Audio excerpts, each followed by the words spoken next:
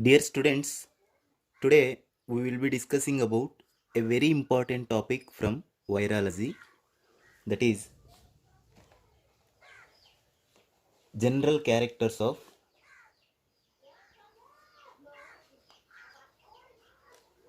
viruses. General characters of viruses. It is very important question. It may ask for 5 or 10 marks in your examination. Okay, coming to the topic, the first point is viruses are simple non-cellular entities. Simple non-cellular entities which consist two things. One is a nucleic acid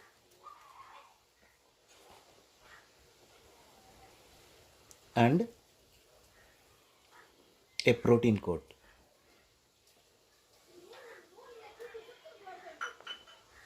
Viruses are simple non-cellular entities which consist a nucleic acid and a protein code.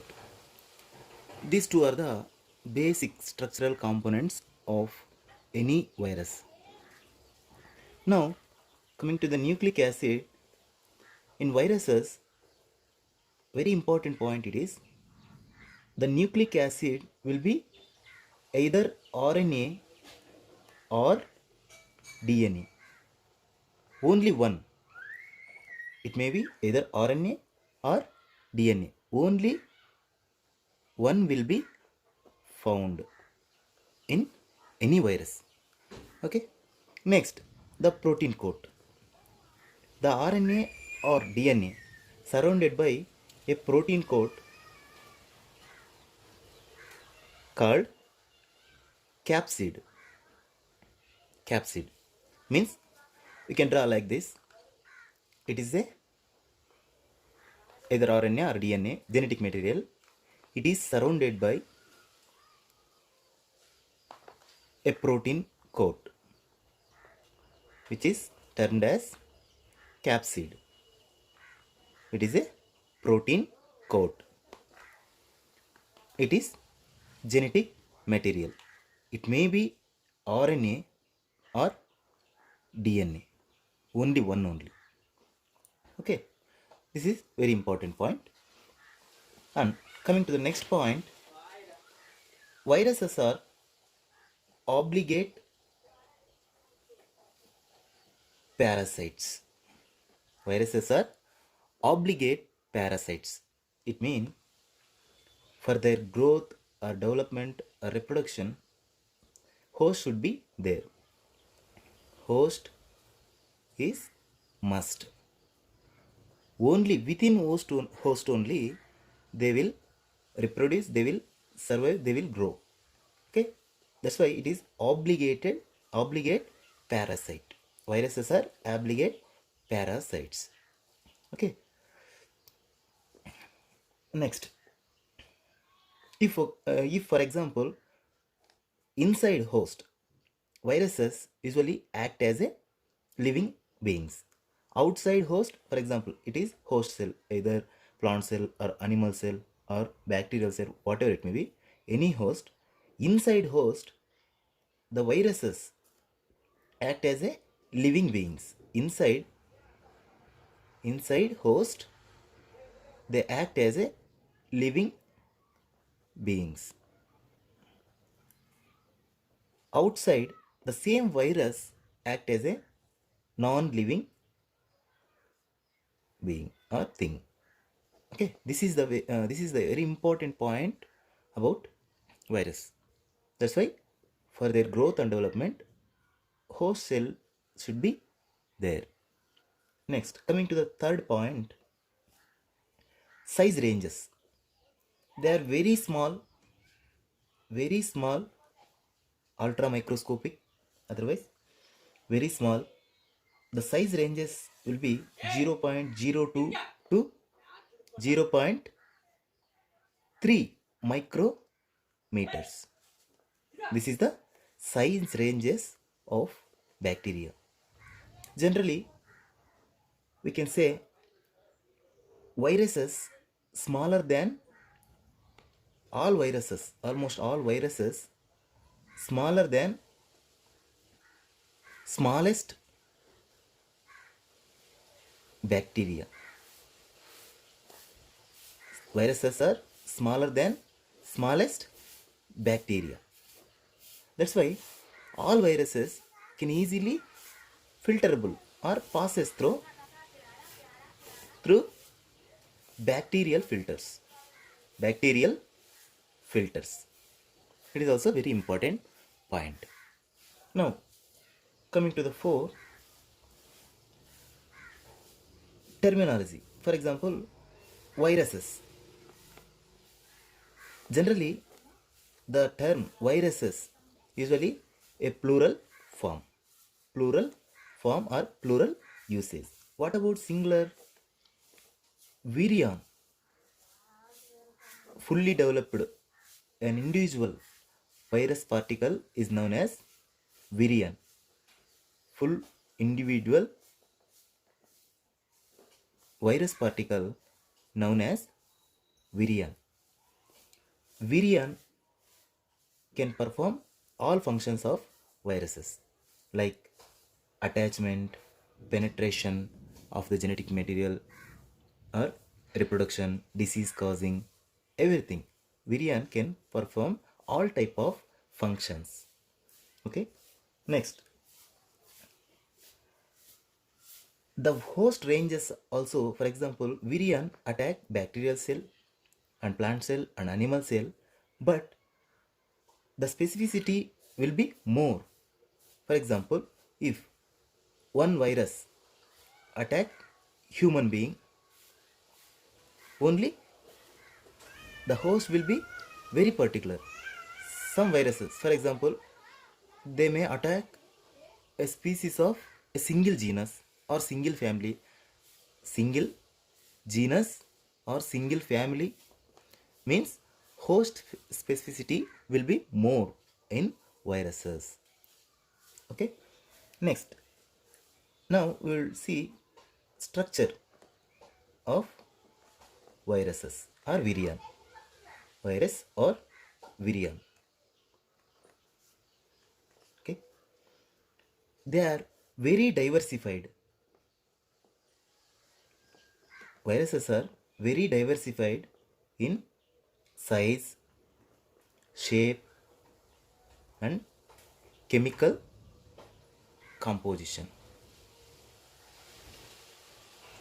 They are very diversified in size, shape, chemical composition. Means the size ranges will be differ and shapes will be differ and chemical composition also differ from one organism to another organism. Next, the virus particle usually consist two things as we discussed earlier, that is, one is genetic material, another one is protein code. Okay, this is common phenomenon. Okay, one is protein code, another one is genetic material. Only two components it consists. That's why it is otherwise known as nucleocapsid. Since viruses having two things only, nucleic acid and capsid. That's why viruses usually called as nucleocapsids. Nucleocapsid. Okay. But sometimes one more layer will be found which is lies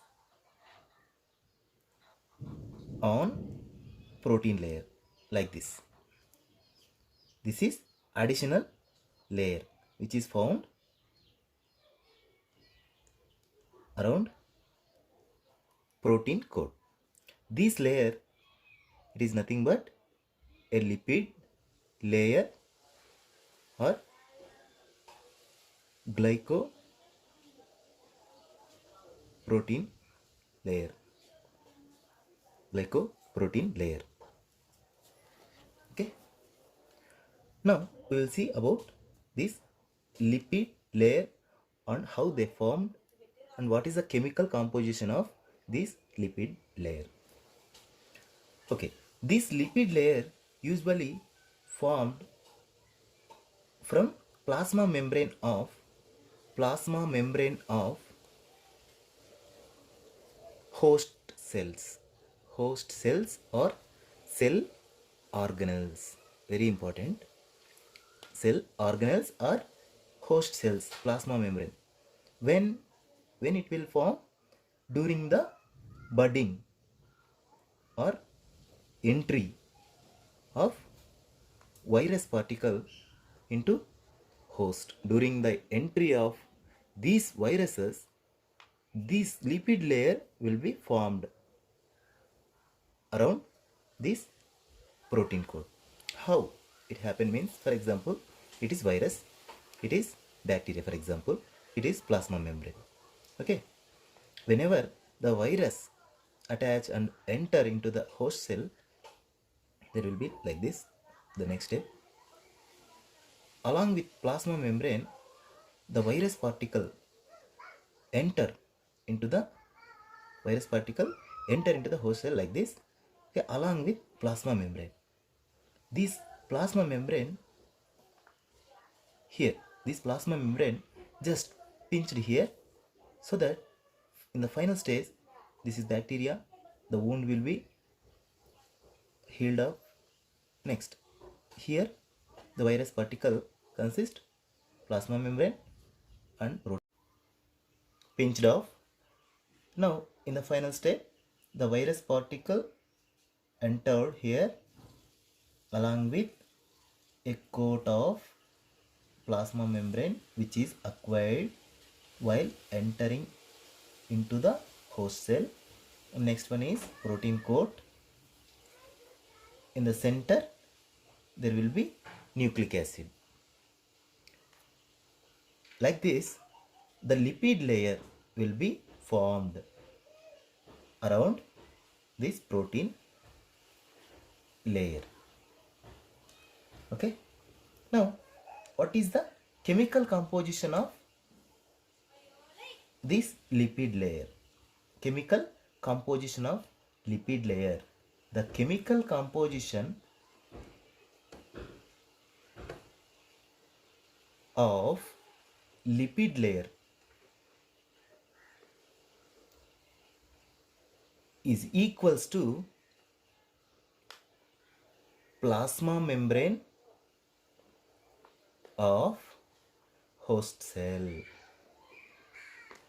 Okay, because the lipid layer of virus, it is nothing but an acquired layer from host cell plasma membrane only. That's why the chemical composition will be same to the plasma membrane of host cell. This is very interesting and important point here. Okay. Now, based on this layer, whether present or absent of extra lipid layer, viruses are categorized into two groups. Viruses are categorized into two groups. One is enveloped viruses. Enveloped viruses. Another one is non-enveloped viruses. Yeah, the name itself indicates that it is having lipid layer, lipid coat, which is lies after protein layer of virus. That's why it is packed by lipid layer. That's why it is called enveloped viruses. Some viruses do not have any lipid layer here. That's why those viruses are called non-enveloped viruses or naked viruses, non-enveloped or naked viruses. These are the two categories based on the presence or absence of lipid layer around protein layer of viruses. Okay, this is one categorization. Next, very important point, genome. What is the genome of viruses? There will be only one genetic material in viruses. There will be only one genetic material in viruses. It may be single stranded DNA or double stranded DNA, single stranded RNA, double stranded RNA. The genetic material may be single stranded DNA, double stranded DNA, single stranded RNA, double stranded RNA. Or for single stranded viruses, we can give example like Sigma 174 virus. It is one example. It is virus type. And FD virus, it is one more virus which is example for single stranded DNA containing viruses. Double stranded DNA, for example T phages and lambda phages are examples for double stranded DNA containing viruses. Single stranded RNA containing viruses, for example MS2, it is example for single stranded RNA containing viruses. Double stranded RNA containing viruses, for example Sigma 6. This is one best example for double stranded RNA containing viruses. If the genetic material is RNA, again there are two categories within RNA containing viruses or RNA viruses. The two categories are plus sense viruses, and another one is minus sense viruses. If the genetic material is RNA, again there will be two types in RNA viruses. One is plus sense viruses, another one is minus sense viruses. What is the difference between plus sense and minus sense viruses? Plus sense viruses means the genetic material will be mRNA, which is directly translated into proteins. In mRNA containing plus sense viruses, the genetic material will be mRNA, so that mRNA can directly produce proteins. But in case of minus sense viruses or negative viruses, it is otherwise called positive viruses. Minus means negative viruses. In negative viruses, they can act as a template to mRNA synthesis. It is acting as the genetic material acting as a template to the newly synthesizing mRNA. That is the difference between plus sense and minus sense. That's why it is frequently produce different proteins which are useful to the viruses. That's why usually the disease causing or virulent viruses having plus sense nature of genetic material, whereas in non-virulent viruses generally we can see minus sense type of genetic material. This is all about general characters of viruses. Thank you.